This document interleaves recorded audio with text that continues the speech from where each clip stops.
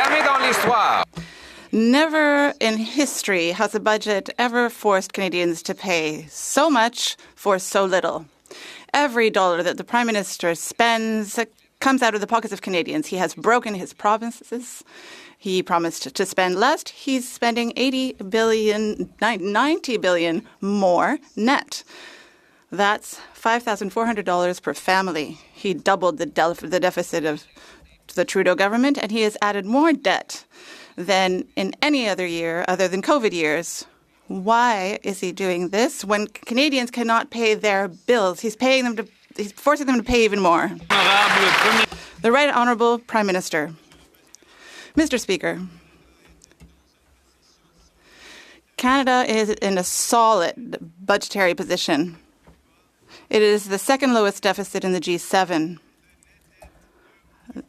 It has the lowest net debt in the G7 and a budget that invests in Canada because we believe in Canada here.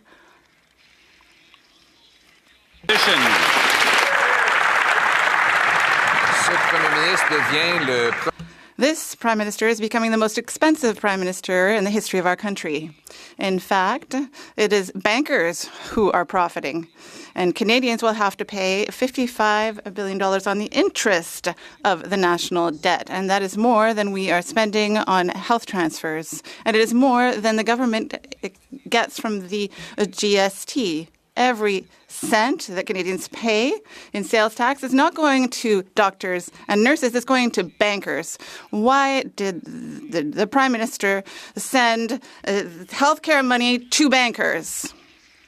The Right Honourable Prime Minister. Mr. Speaker, the debt burden right now is lower than it was when the government was conservative, and that is true. It's lower than when the Conservative government was in power. Second, we are investing in Canada, and we are protecting healthcare transfers and money for education and for social programs sent to provinces. Never before have Canadians had to spend so much to get so little. This budget, with its record deficit outside of COVID, is a deficit twice as the size of the one Trudeau left behind, and $16 billion bigger than the Prime Minister promised. It has, in this spending, $5,400 of extra costs for every family in more expensive government. While Canadians are already unable to eat, heat, and house themselves, why is this Prime Minister's costly budget making them pay even more? Hear, hear. The Right Honourable Prime Minister. Mr. Speaker, this budget has 75% of the measures are for our sovereignty, to protect our borders, to protect our communities, to protect our way of life. And the balance is for affordability, a middle-class tax cut that the member opposite missed because he was not here. Mr. Speaker, this budget invests in Canada at twice the rate as any budget during this millennium. We believe in Canada. Hear, hear. The Honourable Leader of the Opposition. It is twice as expensive as any other budget, and it makes generational debt. And speaking of sovereignty, what about food sovereignty, Mr. Speaker? The Prime Minister's budget increases taxes on food production, with the industrial carbon tax on farm equipment, fertilizer, storage bins, and food processing plants. Sylvain Charlebois, Canada's food professor, says that it is arguably the most damaging aspect of the Liberal carbon tax. It is a tax across the supply chain that undermines the competitiveness of our agri-food sector. Why is the Prime Minister threatening our food sovereignty and driving up our food prices? The Right Honourable Prime Minister. Mr. Speaker, in the spring, this government removed the divisive consumer carbon tax, and that has a consequence. That is a consequence for any business, any farm that emits less than 50 kilotons, which is every farm across this country. Mr. Speaker, the Canadian Climate Institute has done the analysis, and the impact of the industrial carbon tax on inflation is Zero. The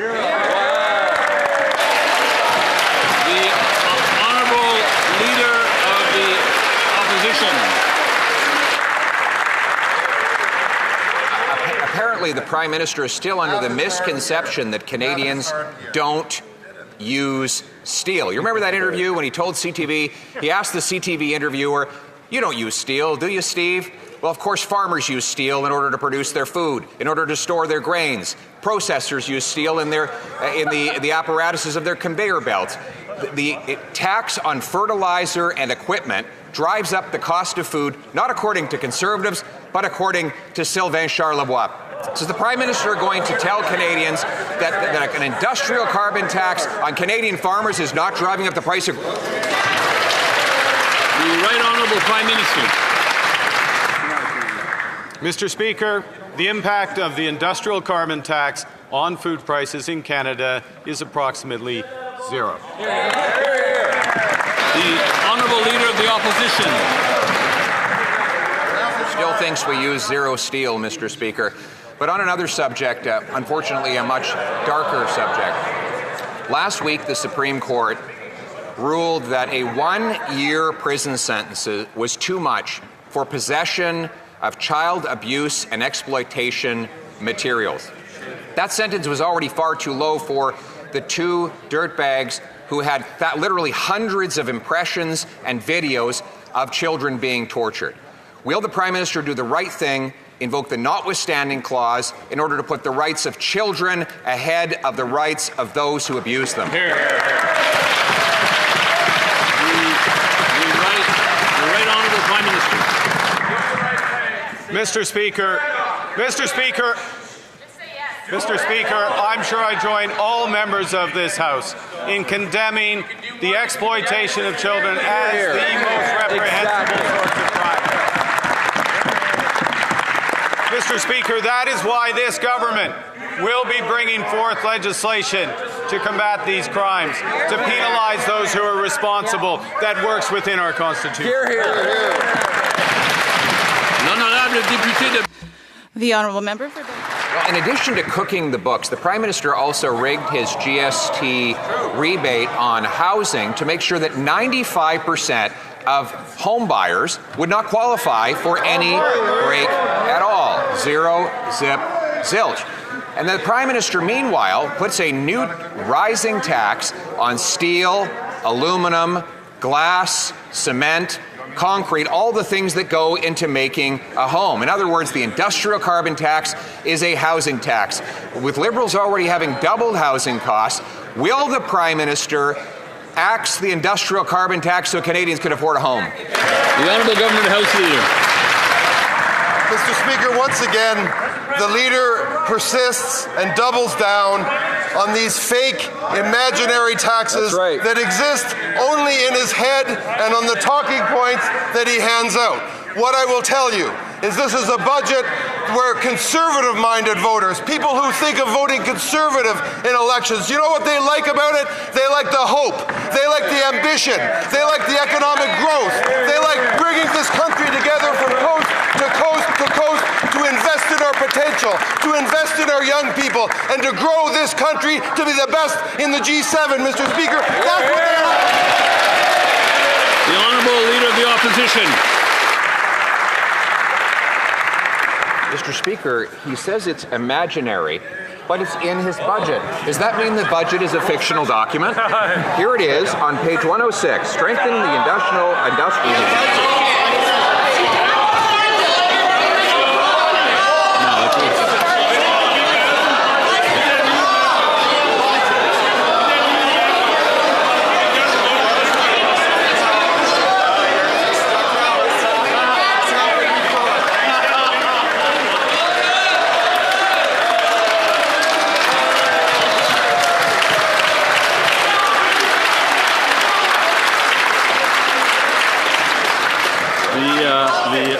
The Honourable Member may continue now that the prop has been put away. Mr. Speaker, they say their budget is a prop and its contents are imaginary. We're in real trouble.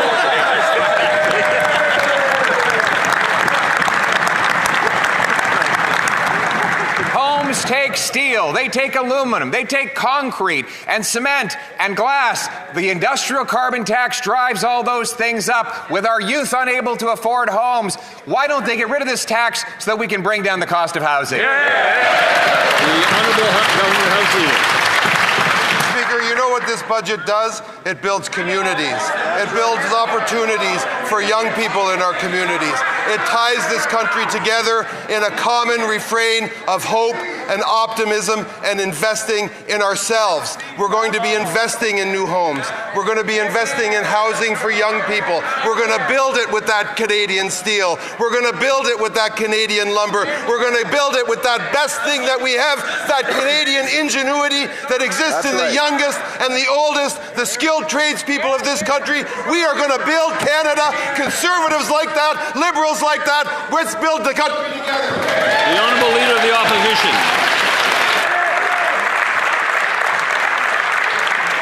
After the Prime Minister's depressing speech demanding young people make more sacrifices, I think the Liberal House Leader asked ChatGPT to write him up a little poem about how he could inject hope into his message. It didn't work, Mr. Speaker. Young people need houses for them to have hope. Houses are needed to raise families. Houses are needed to build equity and collateral and credit history. But the Prime Minister insists on applying an escalating industrial carbon tax that will raise the cost of everything that goes into making a home. So with the Liberals doubling housing costs already, why won't they get rid of this tax? The Honourable Minister of Housing and Infrastructure. Thank you, Mr. Speaker. We know housing is top of mind for young Canadians, and we have heard them loud and clear. Budget 2025 delivers on affordable housing for young Canadians. It focuses on affordable housing and co-ops. It delivers on GST for first-time homebuyers, up to 47,000 homes that will see a big reduction in GST. Building all of these homes creates jobs for young people in the trades, great jobs for young Canadians. This budget delivers affordability for young Canadians. Honourable Leader of the Opposition. Mr. Speaker, this Liberal government has doubled lineups at food banks to well over 2 million people. And right now, food prices are rising 40% faster in Canada than they are in the United States, which means it can't be some global or foreign factor on which we blame those rising costs. But Sylvain Charlebois, Canada's leading food price expert, says the industrial carbon tax, which is not only still in place but is rising quickly in this costly budget, is partly to blame. So single mothers, small businesses, and seniors can feed themselves while they get rid of this terrible tax on food. The Honourable Minister of Jobs and Families. As a former single mother myself, I can tell you the kinds of things that single mothers, in fact families, are looking for is affordability. That's in this budget. Whether it's a middle-class tax cut for 22 million Canadians, whether it's protecting $10 a day childcare, by the way, a game changer for women, especially single mothers, but whether it's making the school food program permanent, whether it's investing in building trades, the kinds of infrastructure investments that will lead to good-paying jobs. We're here for young people, Canadians. The Leader of the Opposition. Mr. Speaker, since they started promising that program, the number of children lined up at food banks has doubled to 700,000. And food prices are actually rising 40% faster in Canada than they are in the United States of America. The questions I've been asking are to the Prime Minister. Apparently he doesn't have time to answer questions about homes and food when Canadians cannot afford to feed and lodge themselves. So once again, will the Prime Minister get rid of his regressive industrial carbon tax on Canadian foods so that single mums and seniors can afford to eat? The Honourable Minister of Jobs and Families. Mr. Speaker, Canadians don't have time for the kind of antics that the Conservative Party performs every single day. What Canadians want is investment in their families, investment in their children, investment in the kinds of infrastructure in small communities all across this country, including in my riding, that are going to make life affordable, that are going to build up the kind of infrastructure that allows for us to get ahead. And Mr. Speaker, lots of Conservatives feel that way in my riding. They told me so, and they've donated. The Honourable Member for Wellington Halton Hills North. Mr. Speaker, the last Liberal budget had a fiscal anchor of deficits of less than 1% of GDP. This budget doubles those deficits, averaging 2% of GDP. The last Liberal budget had a fiscal anchor of declining debt to GDP. This budget increases debt to GDP. Will the government admit that its fiscal anchor is weaker than the previous Trudeau government's? The Honourable Secretary of State for Financial Institutions. Speaker, I know they're having a bad week over there, but yesterday we tabled an historic budget to build our economy. For Canadians, by Canadians, so we will never be reliant on one country again. We will spend less on wasteful spending so we can invest in our country and build our country, our economy, into the strongest economy in the G7. Mr. Speaker, from Canadians from coast to coast to coast, support our budget. It's time for us to come together in this House like Canada. Time for the party opposite to support our budget. The Honourable Member for Wellington, Halton Hills North. Mr. Speaker, last July, bond rating agency Fitch warned that a material rise in the debt to GDP and a material rise in our deficits could lead to a credit downgrade. This budget doubles deficits and leads to ever-increasing debt to GDP. Will the government acknowledge that it is putting this country's credit rating at risk, not only to mention that it's saddling younger Canadians with a mountain of national debt? The Honourable Minister of International Trade. Mr. Speaker, speaking of young Canadians are looking at this budget for generational opportunities. We are unlocking new markets for them. Budget 2025, we're getting young Canadians, young entrepreneurs ready to get export ready through our SMA readiness program. Secondly, once they're export ready, we will launch the Can Export program to support them attend trade shows globally to showcase their goods. And once they have orders ready to go out, EDC will step in to support them to get into new markets around the world. This is how we're helping young Canadians and young entrepreneurs access new markets and create jobs here at home. Thank you, Mr. Speaker. Le député de Mirabel.